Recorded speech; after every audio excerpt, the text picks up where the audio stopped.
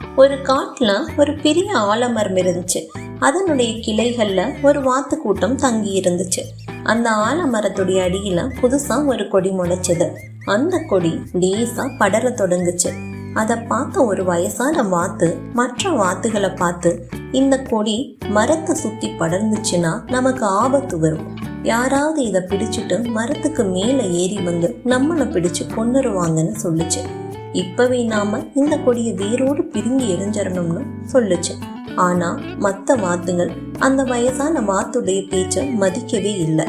இது என்ன வேலை இல்லாத வேலைன்னு அலட்சியமா பேசிட்டு அதை பத்தி கவலையும் படல.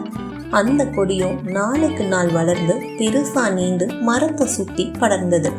ஒரு நாள் எல்லா வாத்துக்களும் இறை தேட போயிருந்தது. அப்போ அந்த வழியா வந்த ஒரு வேடன் அந்த வாத்துங்களை பிடிக்கணும்னு நினைச்சான். மரத்தை சுத்தி படர்ந்திருந்த கொடியை பிடிச்சிட்டு எளிதா மரத்துக்கு மேல ஏறிட்டான். ஏறி வாத்துக்களுக்கு தெரியாம அவனுடைய வலைய படர விட்டுட்டு இறங்கி மறைஞ்சு நின்னுகிட்டான். இறை தேடிட்டு திரும்பின வாத்துக்கள் எதிர்பாராம வேடன் விரிச்சு வச்ச வலையில மாட்டிக்கிச்சு.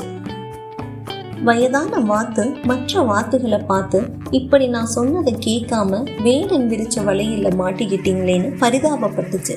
மற்ற வாத்துகள் எல்லாம் எப்படியாவது எங்களை காப்பாத்துங்கன்னு அந்த வயதான வாத்துக்கிட்ட கேட்டுச்சு.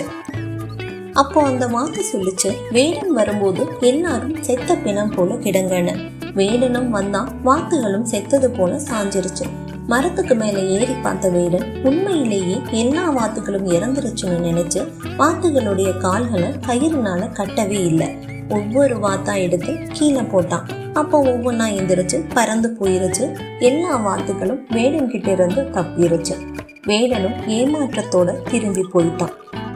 அனுபவமும் நல்லறிவும் நல்லெண்ணமும் உள்ள பெரியோர் சொல்லுக்கு கீழ்ப்படிந்து நடந்தால் எப்போதும் நன்மையுண்டு. மூத்தோர் சொல்லும் முது நெல்லிக்கனியும் முன்னே கசக்கும் பின்னே இனிக்கும்.